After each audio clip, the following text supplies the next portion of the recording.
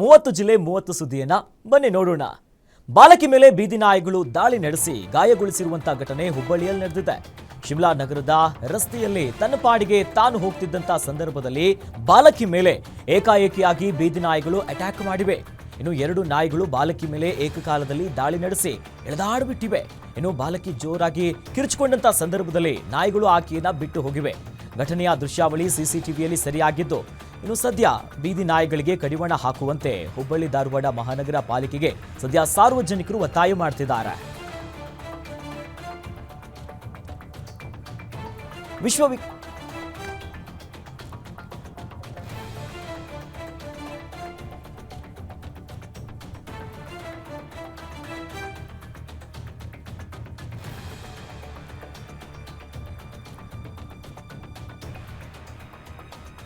ವಿಶ್ವವಿಖ್ಯಾತ ಹಂಪಿಯ ಸುತ್ತಮುತ್ತಲಿನ ಅನಧಿಕೃತ ಹೋಮ್ ಸ್ಟೇ ರೆಸಾರ್ಟ್ಗಳ ತೆರವಿಗೆ ಕರ್ನಾಟಕ ಹೈಕೋರ್ಟ್ ಆದೇಶವನ್ನು ನೀಡಿದೆ.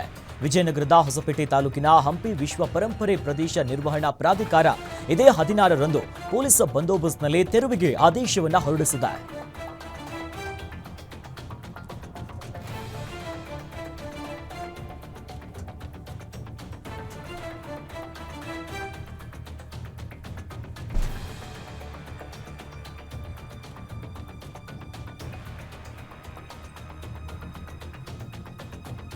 ಎರಡು ಕೆಎಸ್ಆರ್ಟಿಸಿ ಬಸ್ಗಳು ಮುಖಾಮುಖಿ ಡಿಕ್ಕಿಯಾಗಿರುವಂತಹ ಘಟನೆ ಮೂಡಿಗೆರೆ ತಾಲೂಕಿನ ಗಡಿಭಾಗ ಹಾನ್ಬಾಳ್ನಲ್ಲಿ ನಡೆದಿದೆ. ಚಿಕ್ಕಮಗಳೂರು ವಿಭಾಗ ಮೂಡಿಗೆರೆ ಡಿಪೋಗೆ ಸೇರಿದಂತಹ ಬಸ್ ಇದಾಗಿದ್ದು, ಸಕಲೇಶಪುರದಿಂದ ಮೂಡಿಗೆರೆ, ಅಗ್ನಿಯಿಂದ ಸಕಲೇಶಪುರಕ್ಕೆ ತೆರಳುತ್ತಿದ್ದಂತಹ ಹೊತ್ತಿನಲ್ಲಿ 2 ಬಸ್ಸುಗಳು ಮುಖಾಮುಖಿ ಡಿಕ್ಕಿಯಾಗಿ ಬಸ್ನಲ್ಲಿದ್ದವರಿಗೆ ಸಣ್ಣ ಪುಟ್ಟ ಗಾಯಗೊಂಡಿದ್ದಾರೆ. ಇನ್ನು ಗಾಯಗೊಂಡಂತಹ ಸ್ಥಳೀಯರನ್ನ ಆಸ್ಪತ್ರೆಗೆ ದಾಖಲು ಮಾಡಲಾಗಿದೆ.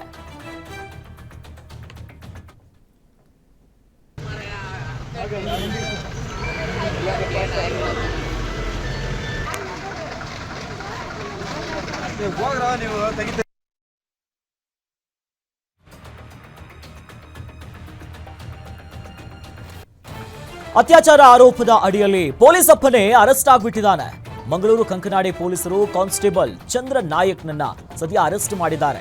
ಕಾವೂರು ಠಾಣೆಯಲ್ಲಿ ಕಾನ್ಸ್ಟೇಬಲ್ ಆಗಿದ್ದಂತ ಚಂದ್ರ ನಾಯಕ್ ವಿರುದ್ಧ ಮಹಿಳೆಯೊಬ್ಬರು ಕಮಿಷನರ್ಗೆ ದೂರನ್ನ ಕೊಟ್ಟಿದ್ರು. ಇನ್ನು ದೂರಿನ ಅನ್ವಯ ಕಂಕನಾಡಿ ಪೊಲೀಸ್ ಠಾಣೆಯಲ್ಲಿ ಕೇಸ್ ದಾಖಲಾಗಿದೆ.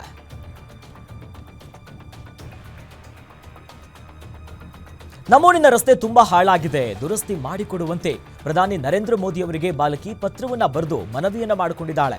ಕೊಪ್ಪ ತಾಲೂಕಿನ ಮಲಗಾರು ಗ್ರಾಮದ 8ನೇ ತರಗತಿಯ ಬಾಲಕಿ ಸಿಂಧೂರ ಪ್ರಧಾನಿ ಅವರಿಗೆ ಕನ್ನಡ ಮತ್ತು ಇಂಗ್ಲಿಷ್ ಎರಡರಲ್ಲೂ ಕೂಡ ಪತ್ರವನ್ನ ಬರೆದಿದ್ದಾಳೆ. ಶಾಲೆಯಿಂದ ಮನೆಗೆ 3-4 ಕಿಲೋಮೀಟರ್ ದೂರ ಇದ್ದು ಓಡಾಡೋದಕ್ಕೆ ತುಂಬಾ ಕಷ್ಟ ಆಗ್ತಿದೆ. ಮಳೆಗಾಲದಲ್ಲಿ ರಸ್ತೆ ತುಂಬಾ ಹಾಳಾಗಿ ಕೆಸರು ಮಯ ಆಗ್ತಿದೆ.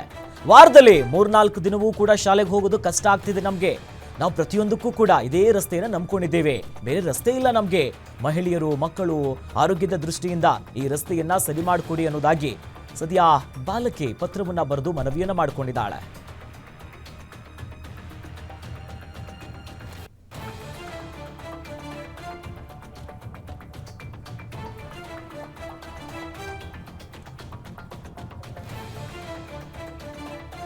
ನಿಷೇಧದ ನಡುವೆಯೂ ಸರ್ಕಾರಿ ಶಾಲೆಯಲ್ಲಿ ಬಿಜೆಪಿಯ ರಾಜ್ಯ ಕಾರ್ಯದರ್ಶಿ ಹುಟ್ಟುಹಬ್ಬವನ್ನು ಆಚರಿಸಿಕೊಂಡಿದ್ದಾರೆ. ಚಿಕ್ಕಬಳ್ಳಾಪುರ ಜಿಲ್ಲೆಯ ಬಾಗೇಪಲ್ಲಿಯ ಕೊತ್ತಪಲ್ಲಿ ಸರ್ಕಾರಿ ಹಿರಿಯ ಪ್ರಾಥಮಿಕ ಶಾಲೆಯಲ್ಲಿ ಮುನಿರಾಜು ಎಂಬಾತ ಬರ್ತ್ಡೇಯನ್ನ ಸೆಲೆಬ್ರೇಟ್ ಮಾಡಿಕೊಂಡಿದ್ದಾರೆ. ಸರ್ಕಾರಿ ಮತ್ತು ಅನುದಾನಿತ ಶಾಲೆಗಳಲ್ಲಿ ಖಾಸಗಿ ವ್ಯಕ್ತಿಗಳು ಹುಟ್ಟುಹಬ್ಬವನ್ನು ಆಚರಿಸಿಕೊಳ್ಳುವುದು ನಿಷೇಧ ಇದೆ. ಆದರೂ ಕೂಡ ಈತ ಸೆಲೆಬ್ರೇಟ್ ಮಾಡಿಕೊಂಡಿರೋದು ವ್ಯಾಪಕ ಆಕ್ರೋಶಕ್ಕೆ ಈಗ ಕಾರಣ ಆಗ್ತಿದೆ.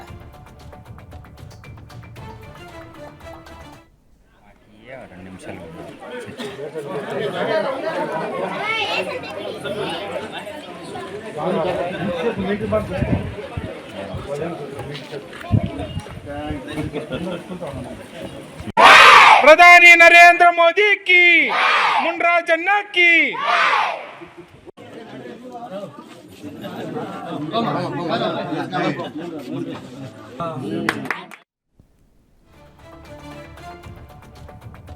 ಗೂಡ್ಸ್ ಟೆಂಪೋ ಹಾಗೂ ಕಾರಿನ ನಡುವೆ ಭೀಕರ ಅಪಘಾತ ಸಂಭವಿಸಿರುವಂತಹ ಘಟನೆ ಚಿಕ್ಕಬಳ್ಳಾಪುರದ ಚಿಂತಾಮಣಿ ತಾಲೂಕಿನ ಪೆರಮಾಚನಹಳ್ಳಿ ಕೊಂಗಹಳ್ಳಿ ಗೇಟ್ ಬಳಿ ಈ ಘಟನೆ ಆಗಿರೋದು.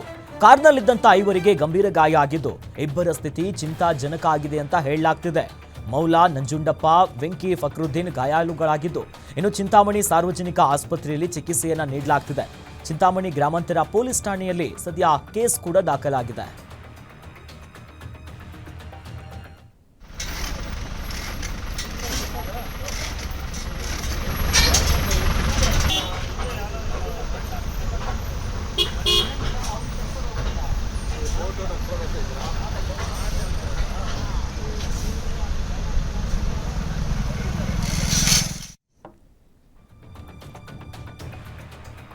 ಜುಲೈ 19ರಂದು ಐಐಟಿ 6ರ ಘಟಿಕೋತ್ಸವ ಕಾರ್ಯಕ್ರಮ ನಡೆಯಲಿದ್ದು, ಈ ಸಂಬಂಧ ಐಐಟಿಯ ನಿರ್ದೇಶಕ ಪ್ರೊಫೆಸರ್ ವಿಆರ್ ದೇಸಾಯಿ ಸುದ್ದಿಗೋಷ್ಠಿಯನ್ನು ನಡೆಸಿದ್ದಾರೆ. ಈ ಬಾರಿಯ ಘಟಿಕೋತ್ಸವದಲ್ಲಿ ಮುಖ್ಯ ಅತಿಥಿಗಳಾಗಿ ಗೋವಾ ಹಾಗೂ ದೆಹಲಿ ಐಐಟಿ ನಿರ್ದೇಶಕರು ಬರ್ತಿದ್ದಾರೆ. ಸಾಕಷ್ಟು ಹೊಸ ಸಂಶೋಧನೆ ಆರಂಭಿಸಿದ್ದೇವೆ. ಈ ಬಾರಿ 227 ವಿದ್ಯಾರ್ಥಿಗಳಿಗೆ ಪದವಿ ಪ್ರದಾನವನ್ನ ಮಾಡಲಾಗುವುದು. ಬಿಟೆಕ್, ಎಂಟೆಕ್, ಎಂಎಸ್, ಪಿಎಚ್ಡಿ ವಿದ್ಯಾರ್ಥಿಗಳಿಗೆ ಪದವಿಯನ್ನ ನೀಡಲಾಗುತ್ತೆ ಅನ್ನೋದಾಗಿ ಸುದ್ದಿಗೋಷ್ಠಿಯಲ್ಲಿ ಹೇಳಿದ್ದಾರೆ. ಲ್ಯಾಂಡ್ ಅಲೋಕೇಶನ್ ಆಗಿಲ್ಲ, ಅದಕ್ಕೆ ಅದನ್ನ ಹೊರಗಡೆ ಇಟ್ಟಿದ್ದಾರೆ. ಇವು 5 ಮೂರನೇ ತಲೆಮಾರಿನ ಐಐಟಿ 3G ಸುಮಾರು 11,900 ಕೋಟಿ ಅನುದಾನ ಇದು ಆಗಿದೆ, ಅದು ಸ್ಯಾಂಕ್ಷನ್ ಆಗಿದೆ. ಅದರಲ್ಲಿ ನಾವು ಸ್ವಲ್ಪ ಮೊದಲನೇ ಫೇಸ್ 1ಯಲ್ಲಿ ಸ್ವಲ್ಪ full facilitating sustainability and innovation. So ನಮ್ಮ IPS department is taking care of all these things and we are committed to build a world. Tungabhadra ಜಲಾಶಯದ 19ನೇ ಕ್ರಸ್ಟ್ ಗೇಟ್ ಅಳವಡಿಕೆಗೆ ಈಗ ರೆಡಿ ಆಗಿದ್ದು, ಸದ್ಯ ಎಲಿಮೆಂಟ್ಗಳನ್ನ ಸಂಸದ ತುಕಾರಾಂ ಅವರು ವೀಕ್ಷಣೆ ಮಾಡಿದ್ದಾರೆ. ಕ್ರಸ್ಟ್ ಗೇಟ್ ಅಳವಡಿಕೆ ಸಂಬಂಧಪಟ್ಟಂತೆ ಗುಜರಾತ್ ಕಂಪನಿಯ ಟೆಂಡರ್ ಪ್ರಕ್ರಿಯೆ ಬಗ್ಗೆಯೂ ಕೂಡ ಮಾಹಿತಿಯನ್ನ ಕಲೆ ಹಾಕಿದ್ದಾರೆ. ತಿಂಗಳಿಗೆ 4 ಗೇಟ್ ತಯಾರಿಕೆಗೆ ಈಗ ಟಾರ್ಗೆಟ್ ಅನ್ನ ನೀಡಲಾಗಿದ್ದು, ಈಗಾಗಲೇ ಸಿದ್ಧವಾದಂತಹ 1 ಗೇಟ್ ಮತ್ತು ಫ್ಯಾಬ್ರಿಕೇಶನ್ ಸಾಮಗ್ರಿಗಳ ಸಿದ್ಧತೆ ಬಗ್ಗೆಯೂ ಕೂಡ ಪರಿಶೀಲನೆಯನ್ನ ಮಾಡಿದ್ರು.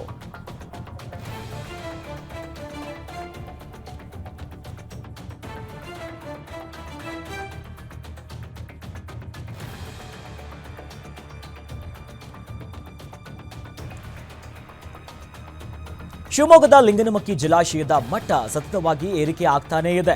ಲಿಂಗನಮಕ್ಕಿ ಡ್ಯಾಂನಿಂದ ಯಾವುದೇ ಕ್ಷಣದಲ್ಲಿ ಬೇಕಾದರೂ ಕೂಡ ಈಗ ನದಿಗೆ ನೀರನ್ನ ರಿಲೀಸ್ ಮಾಡುವಂತ ಸಾಧ್ಯತೆ ಇದೆ. ಈ ಹಿನ್ನೆಲೆಯಲ್ಲಿ ನದಿ ಪಾತ್ರ ಹಾಗೂ ಕೆಳದಂಡೆ ಜನರಿಗೆ ಸದ್ಯ ಆ ಭಾಗದಲ್ಲಿ ಸಂಚರಿಸದಂತೆ ಎಚ್ಚರಿಕೆಯನ್ನ ಕೊಡಲಾಗಿದೆ. ಕೆಪಿಸಿ ವತಿಯಿಂದ ಜಾನುವಾರುಗಳ ಜೊತೆ ಸುರಕ್ಷಿತ ಸ್ಥಳಗಳಿಗೆ ತೆರಳುವುದಕ್ಕೆ ಈಗ ಜನರಿಗೆ ಸೂಚನೆಯನ್ನ ನೀಡಲಾಗಿದೆ. ಕರ್ನಾಟಕ ವಿದ್ಯುತ್ ನಿಗಮದ ಎಕ್ಸಿಕ್ಯೂಟಿವ್ ಎಂಜಿನಿಯರ್ ಸೂಚನೆಯನ್ನ ಕೊಟ್ಟಿದ್ದಾರೆ. ಈಗಾಗಲೇ ಡ್ಯಾಂನಲ್ಲಿ ನೀರಿನ ಮಟ್ಟ 1801.75 ಅಡಿಯಷ್ಟು ತಲುಪಿದೆ. ಜೊತೆಯಲ್ಲಿ 1819 ಅಡಿ ಗರಿಷ್ಠ ಎತ್ತರವಿರುವಂತಹ ಲಿಂಗನಮಕ್ಕಿ ಜಲಾಶಯ 24,544 ಕ್ಯೂಸೆಕ್ ನೀರು ಸಂಗ್ರಹದ ಸಾಮರ್ಥ್ಯವನ್ನು ಹೊಂದಿದೆ. ಈಗಾಗಲೇ 5,625 ಕ್ಯೂಸೆಕ್ ನೀರನ್ನ ಹೊರಬಿಡಲಾಗಿದೆ. ಈ ಮೂಲಕ ಸದ್ಯ ಅಧಿಕಾರಿಗಳು ಮಹತ್ವದ ಮಾಹಿತಿಯನ್ನ ಕೊಟ್ಟಿದ್ದಾರೆ.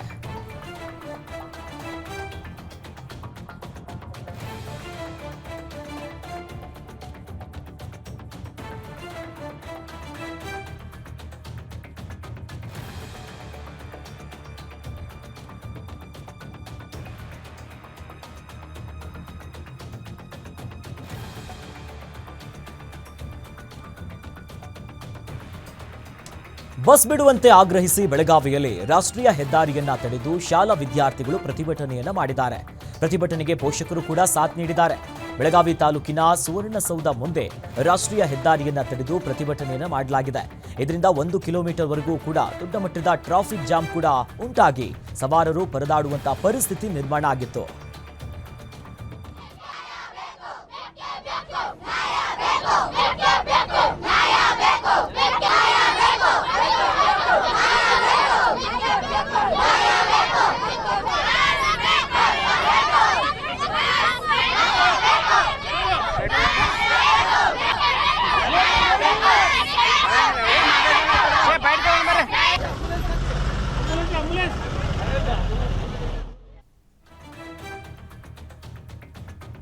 ಜುಲೈ 19ರಂದು ಮೈಸೂರಿನಲ್ಲಿ ಸಾಧನಾ ಸಮಾವೇಶ ನಡೆಯಲಿದೆ.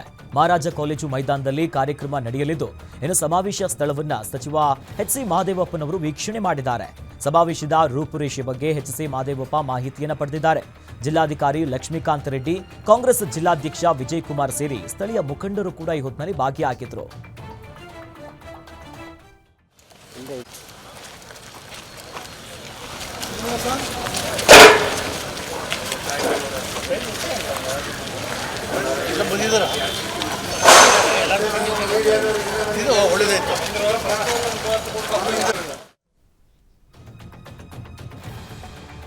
ನೇಣು ಬಿಗಿದ ಸ್ಥಿತಿಯಲ್ಲಿ ಯುವಕನ ಶವ ಪತ್ತೆಯಾಗಿರುವಂತಹ ಘಟನೆ ಬಾಗಲಕೋಟೆಯ ನವನಗರದ ಸೆಕ್ಟರ್ 103ರಲ್ಲಿ ನಡೆದಿದೆ. 23 ವರ್ಷದ ಆಸಿಫ್ ನದಾಫ್ ಸದ್ಯ ಮೃತ ಯುವಕ ಈತ. ಸ್ಥಳಕ್ಕೆ ನವನಗರ ಪೊಲೀಸರು ಭೇಟಿ ನೀಡಿ ಪರಿಶೀಲನೆ ನಡೆಸಿದ್ದಾರೆ. ಇದು ಆತ್ಮಹತ್ಯೆಯೋ ಕೊಲೆಯೋ ಅನ್ನೋದು ಇನ್ನೇನು ತನಿಖೆಯಲ್ಲಿ ಗೊತ್ತಾಗಬೇಕಾಗಿದೆ.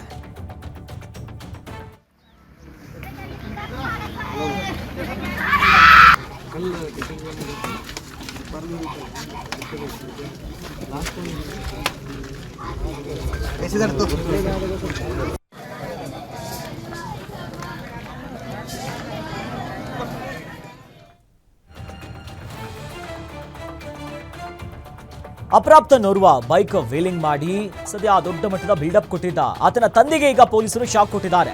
ತಂದೆಯ ಮೇಲೆ ಕೇಸ ದಾಖಲಾಗಿದ್ದು ಬೈಕ್ ಅನ್ನ ಸೀಸ್ ಮಾಡಿ ಆರ್ಸಿ ಬುಕ್ ಅನ್ನ ಕ್ಯಾನ್ಸಲ್ ಮಾಡಲಾಗಿದೆ. ಎಸ್ಪಿ ಡಿಸಿ ಕಚೇರಿಯ ಸಮೀಪವೇ ವೀಲಿಂಗ್ ಮಾಡ್ತಿದ್ದಂತ ಅಪ್ರಾಪ್ತ ಬಾಲಕನ ವಿಡಿಯೋ ಸಿಕ್ಕಾಪಟ್ಟೆ ವೈರಲ್ ಆಗಿತ್ತು. ಅದರ ಬೆನ್ನಲ್ಲೇ ಎಚ್ಚೆತ್ತಂತ ಪೊಲೀಸರು ಆ ಬಾಲಕ ಯಾಸಿನನ್ನ ವಶಕ್ಕೆ ಪಡೆದು ತಂದೆಯ ವಿರುದ್ಧ ಕೇಸನ್ನ ಫೈಲ್ ಮಾಡಿದ್ದಾರೆ. ಇನ್ನು ಬೈಕಿನ ಹಿಂಬದಿ ಸವಾರನ ಮೇಲೂ ಕೂಡ ಪ್ರಕರಣ ದಾಖಲಾಗಿದೆ. ಚಿಕ್ಕಮಗಳೂರು ನಗರ ಸಂಚಾರಿ ಪೊಲೀಸ್ ಠಾಣೆಯಲ್ಲಿ ಸದ್ಯ ಕೇಸ್ ದಾಖಲಾಗಿದೆ.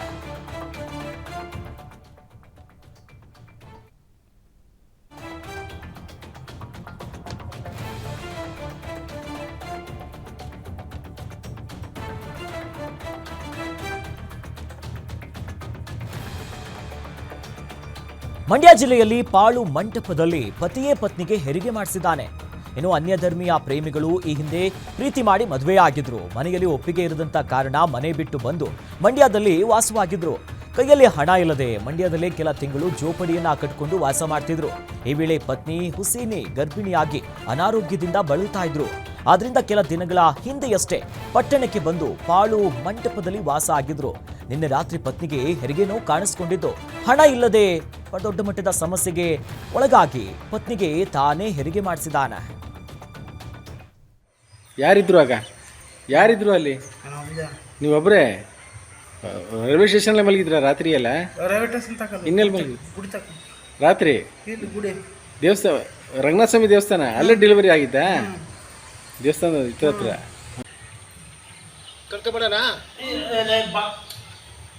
ಆಟೋ ಬರುತ್ತೆ ಅಲ್ಲಿಗೆ ಹೋಗಿ.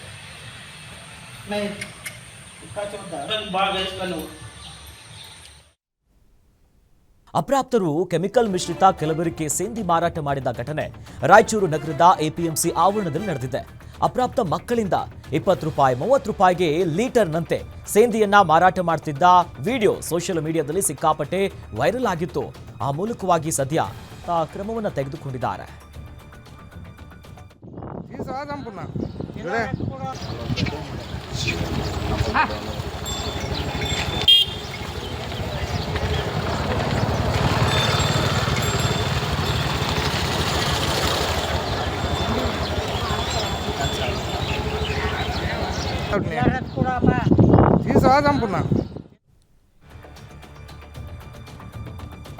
ಹಾಸನದಲ್ಲಿ ಆನೆ ಕಾರ್ಯಪಡೆ ಕಚೇರಿ ಕಟ್ಟಡ ನಿರ್ಮಾಣ ಕಳಪೆ ಅನ್ನುವುದಾಗಿ ಆರೋಪ ಮಾಡಲಾಗಿದೆ. ಆದ್ದರಿಂದ ಗ್ರಾಮಸ್ಥರು ಮತ್ತು ಕಾಫಿ ಬೆಳೆಗಾರರ ಒಕ್ಕೂಟದಿಂದ ಪ್ರತಿಭಟನೆಯನ್ನು ನಡೆಸಲಾಯಿತು. ಬೇಲೂರು ತಾಲೂಕು ಬಿಕ್ಕೋಡಿನಲ್ಲಿ ನಿರ್ಮಾಣ ಆಗ್ತಿರುವಂತಹ ಆನೆ ಕಾರ್ಯಪಡೆ ಕಾರ್ಯಾಚರಣೆಯನ್ನ ತಿಂಗಳ ಹಿಂದಷ್ಟೇ ಅರಣ್ಯ ಸಚಿವ ಈಶ್ವರ ಖಂಡ್ರೆ ಅವರು ಶಂಕುಸ್ಥಾಪನೆಯನ್ನು ನೆರವೇರಿಸಿದರು. 40 ಲಕ್ಷ ವೆಚ್ಚದಲ್ಲಿ ಕಾಮಗಾರಿ ಆರಂಭಿಸಿದ್ದು ಇನ್ನು ಕಾಮಗಾರಿ ಏನಿದೆಯಲ್ಲ ಇದು ಕಳಪೆ ಆಗಿದೆ ಅನ್ನುವುದಾಗಿ ಸದ್ಯ ಸ್ಥಳೀಯರು ಆರೋಪವನ್ನು ಮಾಡಿದ್ದಾರೆ. ಬಂದು ನಾವು ದರ್ಶನ್ ಚನ್ನಬಸಪ್ಪನವರು ಒಟ್ಟು ಒಂದು ಬಿಕ್ಕೋಡ್ನವರು ನಮ್ಮ 15 ಜನ ನಮ್ಮ ಅಧ್ಯಕ್ಷರೆಲ್ಲ ಇದ್ದು 15 ಜನ ಇತ್ತು. ಆವಾಗ ಆ ಸಮಯದಲ್ಲಿ ಅವರು ಹೇಳಿದರು ಕೆಲಸ ನಿಲ್ಲಿಸ್ತೀವಿ, ನಾವು ರೂಫಿಂಗ್ ಮಾಡಲ್ಲ, ಇದನ್ನು ತೆರವುಗೊಳಿಸಿ ಫುಲ್ಲು ಮತ್ತು ಬೇರಿಂದ ಕೆಲಸ ಮಾಡ್ತೀವಿ ಅಂತೇಳಿ NDRF EDF ಮಾತಾಡಿದ್ದಾರೆ. ಮತ್ತು ಇವರು ಅವರ ಯತೀಶ್ ಅವರು ಬಂದು ಇದು ಸ್ಪಾಟಿಗೆ ಬಂದು ಅವತ್ತು ಅವರು ಭರವಸೆ ಕೊಟ್ಟು ಹೋಗಿದ್ರು. ಆ ನಂತರ 15 ದಿವಸ ಕಳೆದ ಮೇಲೆ ಏಕಾಏಕಿ ಬಂದು ರಾತ್ರಿ ಹೊತ್ತು ಇದಕ್ಕೆ ರೂಫಿಂಗ್ ಹಾಕ್ಬಿಟ್ಟು ಸೀಟ್ ಹಾಕಿ ಹೋಗಿದ್ದಾರೆ. ವಾಕಿಂಗ್ ಮಾಡ್ತಿದ್ದ ಮಹಿಳೆಯ ಚಿನ್ನದ ಸರವನ್ನ ಕದ್ದು ಕಳ್ಳರು ಎಸ್ಕೇಪ್ ಆಗಿದ್ದಾರೆ. ಹಿರಿಯೂರು ನಗರದ ಶ್ರೀನಿವಾಸ ಬಡಾವಣೆಯಲ್ಲಿ ಈ ಘಟನೆ ನಡೆದಿದೆ. ಬೈಕ್ನಲ್ಲಿ ಬಂದ ಇಬ್ಬರು ಸರವನ್ನ ಕದ್ದಿದ್ದಾರೆ. ನಿವೃತ್ತ ಪೊಲೀಸ್ ಅಧಿಕಾರಿ ತಿಪ್ಪೇಸ್ವಾಮಿ ಎನ್ನುವರ ಪತ್ನಿಗೆ ಕುತ್ತಿಗೆಯಿಂದ ಸರವನ್ನ ಕದ್ದು ಖದೀಮರು ಕೈ ಚಳಕವನ್ನ ಮೆರೆದಿದ್ದು ಸದ್ಯ ಸಿಸಿಟಿವಿ ಕ್ಯಾಮೆರಾದಲ್ಲಿ ಸೆರೆಯಾಗಿದೆ.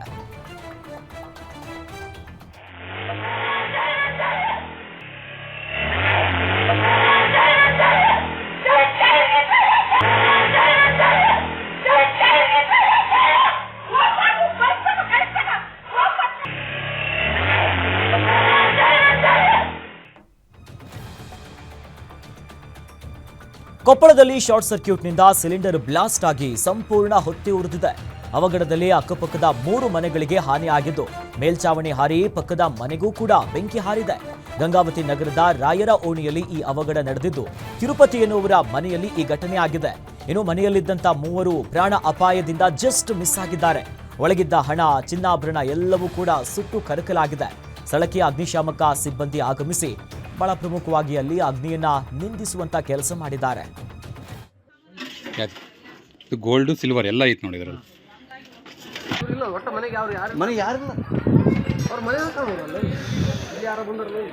ಬರ್ರಿ ಇಲ್ಲಿ ನಮ್ಮ ರಾಘವೇಂದ್ರ ಸ್ವಾಮಿ ಗುಡಿ ಅಲ್ಲಿ ಬರ್ರಿ, ಅಲ್ಲಿಂದ ಮುಂದೆ ನಮ್ಮ ಮನೆ ಇತ್ತಲ್ಲಿ ನೋಡ್ರಿ.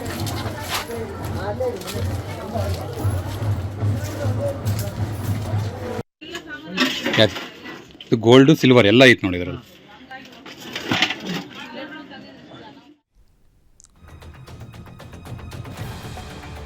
ಚಿಕ್ಕಬಳ್ಳಾಪುರದಲ್ಲಿ ಇಸ್ಪಿಟ್ಟು ಜೂಜು ಆಟೆ ಮೇಲೆ ದಾಳಿ ಮಾಡಿದ್ದು 3 ಅರೆಸ್ಟ್ ಮಾಡಲಾಗಿದೆ. ಕಾವಲುಗಾನಹಳ್ಳಿ ಬಳಿ ಜೂಜುಕೋರರು ಇಸ್ಪೀಟ ಆಟ ಆಡ್ತಿದ್ರು. ಈ ವೇಳೆ ಖಚಿತ ಮಾಹಿತಿಯ ಮೇರೆಗೆ ಚಿಂತಾಮಣಿಯ ಪೊಲೀಸರು ದಾಳಿ ನಡೆಸಿ ಬಂಧಿತರಿಂದ 9 ಬೈಕು, 3,400 ರೂಪಾಯಿ ಹಣ, 4 ಫೋನ್ ಅನ್ನ ವಶಪಡಿಸಿಕೊಂಡು ವಿಜಯ್ ಕುಮಾರ್, ಅಂಬರೀಶ್, ನವೀನ್ ಅನ್ನೋರನ್ನ ಬಂಧಿಸಿದ್ದಾರೆ.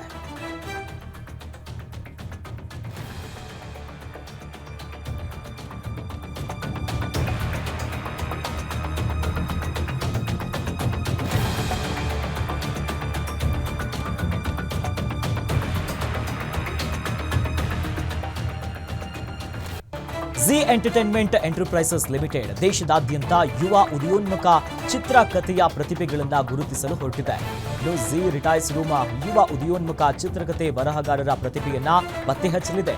ಇದು ಕಂಪನಿಯ ಬ್ರ್ಯಾಂಡ್ ಫಿಲಾಸಫಿಯಾದ ಯುವರ್ಸ್ ಟ್ರೋಲಿ ಝೀ ಜೊತೆಗೆ ತನ್ನ ಕಂಟೆಂಟ್ ಕೊಡುಗೆಯನ್ನ ಪ್ಲಾಟ್ಫಾರ್ಮ್ಗಳಾದ್ಯಂತ ಬೆಳೆಸುವಂತ ಗುರಿಯೊಂದಿಗೆ ಉದ್ದೇಶಿಸಲಾದ ಸೃಜನಶೀಲ ಪ್ರಯತ್ನವಾಗಿದೆ. ಆಯ್ದ ಬರಹಗಾರರಿಗೆ ಜೀನಾ ವಿಸ್ತೃತ ಟಿವಿ, ಇನ್ನು ಡಿಜಿಟಲ್ ಮತ್ತು ಚಲನಚಿತ್ರ ಪ್ಲಾಟ್ಫಾರ್ಮ್ಗಳಲ್ಲಿ ಕಥೆಗಳನ್ನು ರಚಿಸಲು ಅವಕಾಶವನ್ನ ನೀಡುತ್ತಾ ಇದೆ. 8 ನಗರಗಳು ಮತ್ತು 32 ಈವೆಂಟ್ ಸೆಂಟರ್ಗಳಲ್ಲಿ ಹೊರಹೊಮ್ಮುತ್ತಿರುವಂತ ಈ ಅಭಿಯಾನವು ಹಿಂದಿ, ಮರಾಠಿ, ಬೆಂಗಾಳಿ, ತಮಿಳು, ತೆಲುಗು, ಕನ್ನಡ ಹಾಗೂ ಮಲಯಾಳಂ ಭಾಷೆಗಳಲ್ಲಿನ ಭರವಸೆಯ ಕಥೆಗಾರರನ್ನ ಗುರುತಿಸಲಾಗಿದೆ. ಕಲ್ಪನೆ, ರಚನೆ ಮತ್ತು ನಿರೂಪಣಾ ಕರಕುಶಲತೆಯನ್ನ ಪೋಷಿಸುವಂತಹ ಸಂಯೋಜಿತ ಬರಹಗಾರರ ರೂಮ್ಗೆ ಪ್ರವೇಶಿಸಲು ಅಭೂತಪೂರ್ವ ಅವಕಾಶವನ್ನ ನೀಡಲಿದೆ. ಈ ಕಾರ್ಯಕ್ರಮದ ಬಗ್ಗೆ ಮಾತನಾಡಿದ ಝೀ ಎಂಟರ್ಟೈನ್ಮೆಂಟ್ ಎಂಟರ್ಪ್ರೈಸಸ್ ಲಿಮಿಟೆಡ್ನ chief creative officer Raghavendra Hunsur, ಭಾರತದ ಅತಿದೊಡ್ಡ ಕಥೆಗಾರರಲ್ಲಿ ಒಬ್ಬರಾಗಿ ಇದು ಕೇವಲ ನಮ್ಮ ಅವಕಾಶ ಮಾತ್ರವಲ್ಲದೆ ಮುಂದಿನ ಪೀಳಿಗೆಯ ಬರವಣಿಗೆಯ ಪ್ರತಿಭೆಯನ್ನ ಪೋಷಿಸುವುದು ಕೂಡ ನಮ್ಮ ಕರ್ತವ್ಯ ಆಗಿದೆ ಅನ್ನೋದಾಗಿ ಹೇಳಿದರು.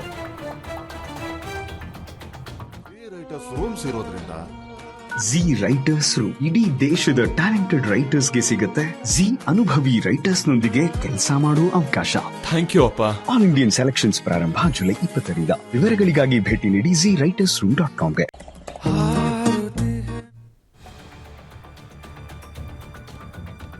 ರೈತನ ಮೇಲೆ ಕರಡಿ ದಾಳಿ ನಡೆಸಿ ಗಂಭೀರವಾಗಿ ಗಾಯಗೊಳಿಸಿರುವಂತಹ ಘಟನೆ ಉತ್ತರ ಕನ್ನಡದ ರಾಮನಗರದ ಹನುಮಾನ್ ಗಲ್ಲಿಯಲ್ಲಾಗಿದೆ. ಸರ್ಕಾರಿ ಆಸ್ಪತ್ರೆಯಲ್ಲಿ ರೈತ ಮಾರುತಿ ಮಳೇಕರ್ಗೆ ಪ್ರಾಥಮಿಕ ಚಿಕಿತ್ಸೆಯನ್ನು ನೀಡಲಾಗಿದೆ.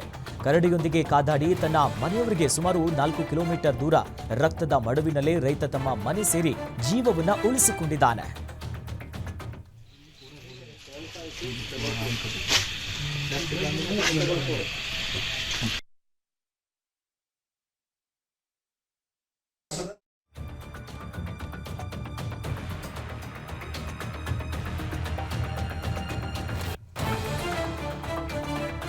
ಖಾಸಗಿ ಬಸ್ ಹಾಗೂ ಗೂಡ್ಸ್ ವಾಹನದ ನಡುವೆ ಡಿಕ್ಕಿಯಾದಂತಹ ಘಟನೆ ಶಿವಮೊಗ್ಗದ ತೀರ್ಥಹಳ್ಳಿ ತಾಲೂಕಿನ ಮೇಗರವಳ್ಳಿ ಬಳಿ ನಡೆದಿದೆ.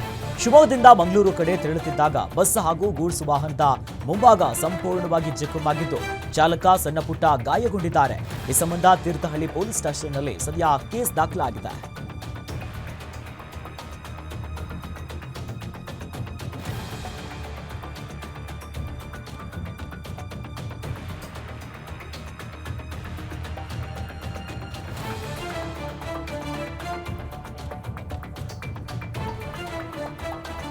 ಕಲಬುರಗಿಯಲ್ಲಿ ಬಿಸಿಯೂಟವನ್ನ ಸೇವಿಸಿ 25 ವಿದ್ಯಾರ್ಥಿಗಳು ಅಸ್ವಸ್ಥಗೊಂಡಿದ್ದು ಜೇವರ್ಗಿ ಸರ್ಕಾರಿ ಆಸ್ಪತ್ರೆಯಲ್ಲಿ ಚಿಕಿತ್ಸೆಯನ್ನ ನೀಡಲಾಗುತ್ತದೆ.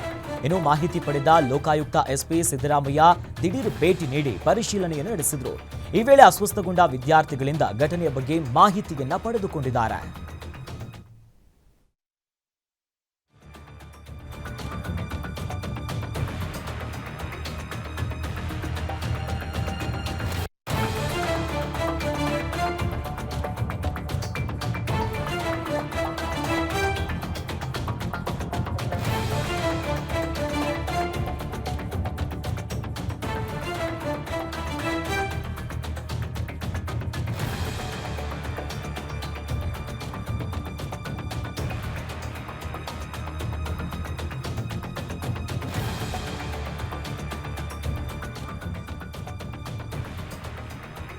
ಹಾಸನ ಜಿಲ್ಲೆಯಲ್ಲಿ ಹಠಾತ್ ಹೃದಯಾಘಾತ ಸಾವಿನ ಸಂಖ್ಯೆಗಳು ಹೆಚ್ಚಾಗ್ತಿರುವಂತಹ ಹಿನ್ನೆಲೆಯಲ್ಲಿ 1ರಿಂದ 10ನೇ ತರಗತಿಯವರೆಗಿನ ವಿದ್ಯಾರ್ಥಿಗಳಿಗೆ ಹೃದಯ ತಪಾಸಣೆಯನ್ನು ನಡೆಸಲಾಗ್ತಿದೆ.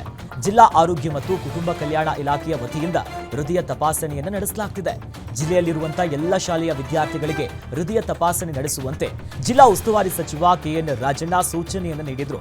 ಕಳೆದ 1 ವಾರದಿಂದ ಆರೋಗ್ಯ ಇಲಾಖೆಯ ತಂಡಗಳಿಂದ ಜಿಲ್ಲೆಯಲ್ಲಿರುವಂತಹ ಶಾಲೆಗಳಿಗೆ ತೆರಳಿ ಹೃದಯ ತಪಾಸಣೆಯನ್ನು ನಡೆಸಲಾಗ್ತಿದೆ. ಇದುವರೆಗೂ 1185 ಶಾಲೆಯ ಬಹಳ ಪ್ರಮುಖವಾಗಿ 56,000 ವಿದ್ಯಾರ್ಥಿಗಳಿಗೆ ಹೃದಯ ತಪಾಸಣೆಯನ್ನು ನಡೆಸಲಾಗಿದ್ದು 112 ವಿದ್ಯಾರ್ಥಿಗಳಿಗೆ ಹೃದಯ ಸಮಸ್ಯೆ ಇರೋ ಪ್ರಾಥಮಿಕ ಮಾಹಿತಿ ಕೂಡ ಹೊರಬಂದಿದೆ. ಸಮಸ್ಯೆ ಕಂಡುಬಂದ ಮಕ್ಕಳಿಗೆ ಹೆಚ್ಚಿನ ಪರೀಕ್ಷೆಗೆ ವೈದ್ಯರು ಶಿಫಾರಸನ್ನ ಮಾಡಿದ್ದಾರೆ.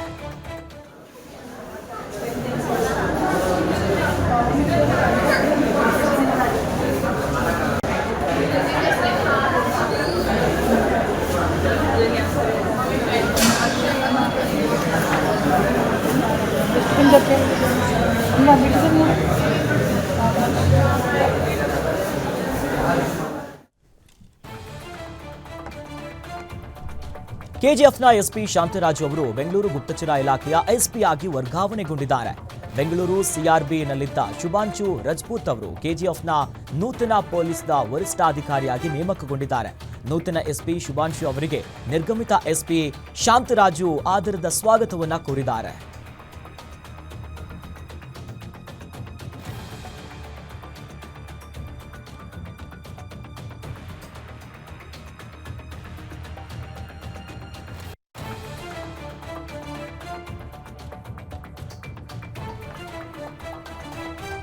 ಬೈಕ್ ಮೇಲೆ ಬೃಹತ್ ಮರದ ಕೊಂಬೆ ಬಿದ್ದಿದ್ದು ಪವಾಡ ಎನ್ನುವಂತೆ ಸವಾರ ಪ್ರಾಣ ಅಪಾಯದಿಂದ ಪಾರಾಗಿದ್ದಾನೆ.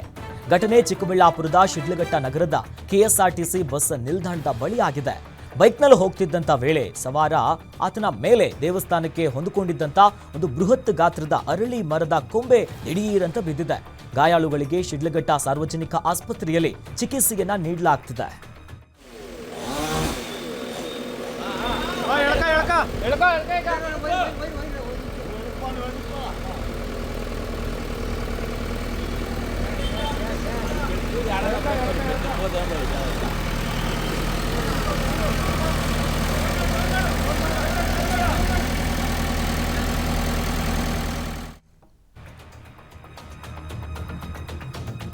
ಕರ್ನಾಟಕ ರಾಜ್ಯ ಸಹಕಾರ ಮಂಡಳಿ ಮತ್ತು ಚಿಕ್ಕಬಳ್ಳಾಪುರ ಜಿಲ್ಲಾ ಸಹಕಾರ ಒಕ್ಕೂಟ ಮತ್ತು ಹಾಲು ಉತ್ಪಾದಕರ ಸಂಘದ ಅಧ್ಯಕ್ಷರು ಮತ್ತು ಮುಖ್ಯ ಕಾರ್ಯನಿರ್ವಾಹಕರಿಗೆ ವಿಶೇಷ ತರಬೇತಿ ಕಾರ್ಯಾಗಾರವನ್ನು ಹಮ್ಮಿಕೊಳ್ಳಲಾಗಿತ್ತು.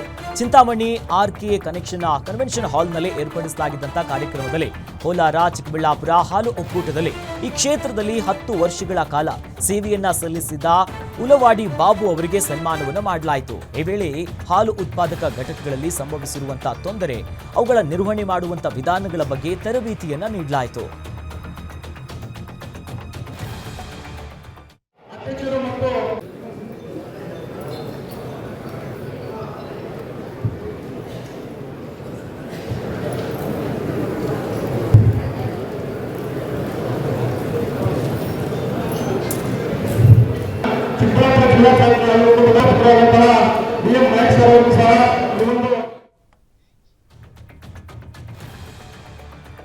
ಮುರಿದು ಬಿದ್ದ ಕಂಬವನ್ನ ಸರಿ ಮಾಡುವಂತ ವೇಳೆ ಲೈನ್ ಮ್ಯಾನ್ ಹಾಗೂ ಗ್ರಾಮ ಪಂಚಾಯಿತಿ ಸದಸ್ಯೆ ಪತಿಯ ನಡುವೆ ಗಲಾಟೆ ಆಗಿದೆ. ನೆಲಮಂಗಲ ತಾಲೂಕಿನ ಇಸ್ಲಾಪುರದಲ್ಲಿ ಘಟನೆ ಆಗಿರೋದು. ಸದಸ್ಯೆ ಮೆಹತಾಬ್ ಪತಿ ಇಫಾಯತ್ ಖಾನ್ ಲೈನ್ ಮ್ಯಾನ್ ಮಧು ಮೇಲೆ ಹಲ್ಲೆ ನಡೆಸಿರುವಂತ ಆರೋಪವನ್ನು ಕೇಳಿಬಂದಿದೆ. ಸರ್ಕಾರಿ ಕೆಲಸಕ್ಕೆ ಅಡ್ಡಿ ಮಾಡಿ ಅವಾಚ್ಯ ಶಬ್ದವನ್ನ ಬಳಸಿ ಕಬ್ಬಿಣದ ರಾಡ್ ನಿಂದ ಹಲ್ಲೆ ನಡೆಸಲಾಗಿದೆ ಅನ್ನೋದಾಗಿ ಆರೋಪ ಮಾಡಲಾಗ್ತಿದೆ. ಇನ್ನು ಗಾಯಾಳು ಲೈನ್ ಮ್ಯಾನ್ ಮಧುಗೆ ಖಾಸಗಿ ಆಸ್ಪತ್ರೆಯಲ್ಲಿ ಚಿಕಿತ್ಸೆಯನ್ನ ನೀಡಲಾಗ್ತಿದೆ. ಈತ ದೂರು ದಾಖಲಾಗ್ತಿದ್ದಂತೆ ಈತ ಇಫಾಯತ್ ಖಾನ್ ಎಸ್ಕೇಪ್ ಆಗಿದ್ದಾನೆ. ಸದ್ಯ ನೆಲಮಂಗಲ ಗ್ರಾಮಾಂತರ ಪೊಲೀಸ್ ಠಾಣೆಯಲ್ಲಿ ಪ್ರಕರಣ ದಾಖಲಾಗಿದೆ.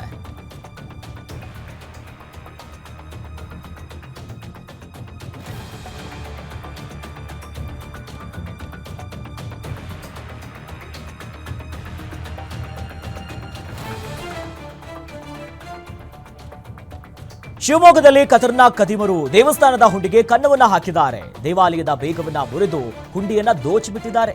ಕೋಟೆಗಂಗೂರಿನ ಅಂಜಪ್ಪಸ್ವಾಮಿ ದೇವಸ್ಥಾನದಲ್ಲಿ ಘಟನೆ ನಡೆದಿದೆ. ಹುಂಡಿಯಲ್ಲಿದ್ದಂತ ಸುಮಾರು 50,000ಕ್ಕೂ ಹೆಚ್ಚು ಹಣವನ್ನ ಕದ್ದು ಈ ಕಳ್ಳರು ಎಸ್ಕೇಪ್ ಆಗಿದ್ದಾರೆ. ದೇವಸ್ಥಾನಕ್ಕೆ ಕನ್ನ ಹಾಕಿದ ದೃಶ್ಯ ಸಿಸಿಟಿವಿ ಕ್ಯಾಮೆರಾದಲ್ಲಿ ಸೆರೆಯಾಗಿದೆ. 3 ಜನ ಕದಿಮರು ಈ ಕೃತ್ಯದಲ್ಲಿ ಭಾಗಿಯಾಗಿರುವುದು ಗೊತ್ತಾಗಿದೆ. ಈ ಸಂಬಂಧ ಶಿವಮೊಗ್ಗ ಗ್ರಾಮಾಂತರ ಪೊಲೀಸ್ ಠಾಣೆಯಲ್ಲಿ ಪ್ರಕರಣ ದಾಖಲಾಗಿದೆ.